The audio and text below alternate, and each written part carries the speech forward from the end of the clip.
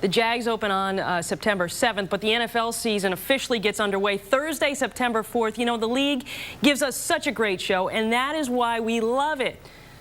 But the NFL got it dead wrong today. The league had the chance to take a stand against domestic violence, and it didn't. The National Coalition Against Domestic Violence says 1 in 4 women will experience it in their lifetime. Football star Ray Rice's fiance was 1 in 4. Today, NFL Commissioner Roger Goodell punished Rice, suspending the Ravens running back for 2 games, just 2. Meanwhile, a player gets caught smoking pot once. He's suspended for 4 games. Surveillance footage even showed Rice dragging his then fiancée out of a hotel elevator after he allegedly knocked her unconscious. 2 games. It happened back in February.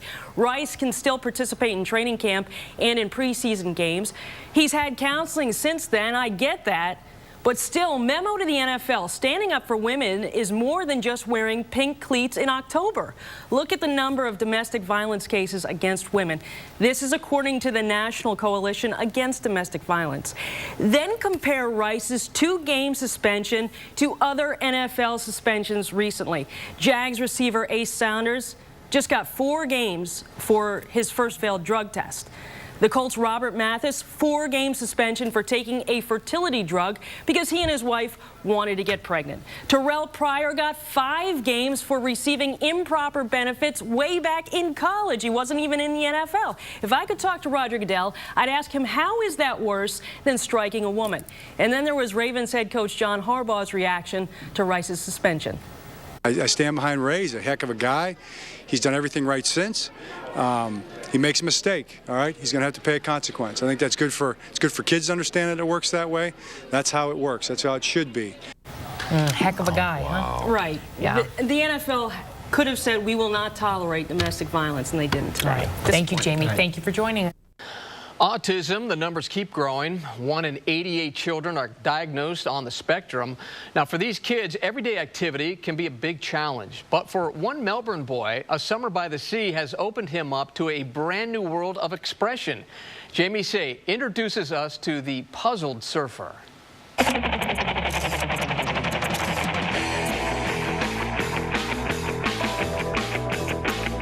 Take this 11-year-old boy, give him a surfboard and a blue mohawk, and you've got a rock star. Cowabunga! To Shea Edmondson Wood, there's nothing better than riding a wave. The impact it has, just unbelievable. His dad can't believe the change. When he's at the beach, Shea even has an alias, the Puzzled Surfer. The name represents his Asperger's syndrome, a type of autism which affects his behavior and interaction with others. I know as a mom, I'm used to being in a store and, okay, Shea, try not to turn in circles and do all the typical things autistic kids tend to do. How would you describe your son, Shea? Up until the beginning of the summer, I would describe him as quiet. It's just amazing. Out here, he's just a completely different person. And there's only one reason for it. It's all the attention they get. They are the people Shea calls his crew, volunteers from Surfers for Autism. They treat Shea and others like rock stars. The nonprofit group hosts free surfing clinics for kids with autism all over Florida. The goal is to create a fun and safe environment that lets these kids be themselves and even more. Once we get a kid into their first wave, the transformation is complete and total. We have nonverbal children who sometimes speak their first words. We have kids who don't like being touched, sometimes even by a caregiver, bear-hugging instructors, walking hand in hand down the beach, and they just come out of their shell in ways that really doesn't happen outside of the water. The first time Shea got on a board with Surfers for Autism, his sister Leah saw a change in her big brother right away. The first day, I didn't know if he could handle it, but the first time he got on, he surprised me. Why did he surprise you? I know, because I did so good. I can tell you that when he's at these events and he's got all of this incredible confidence, and he's so excited and he's outgoing. The surfing clinics may be free, but travel is not. So his mom and dad set up a website, puzzledsurfer.com. It tells Shea's story and raises money. Shea, is surfing hard to do?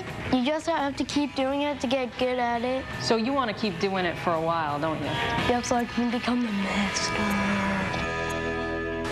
And Sister Leah says her brother wants to be a professional surfer someday. Now, we've linked his website, puzzledsurfer.com, to our website, clickorlando.com, and also linked it to Twitter. Yeah, we hear Shay is really into social media and the World Wide Web. He is. Twitter is how I found out about him and puzzlesurfer.com. And Shay loves counting the number of new visitors to his site, but he doesn't love it quite as much as surfing. Yeah, great kid. He is a great kid. Thank you, Jamie. Yeah.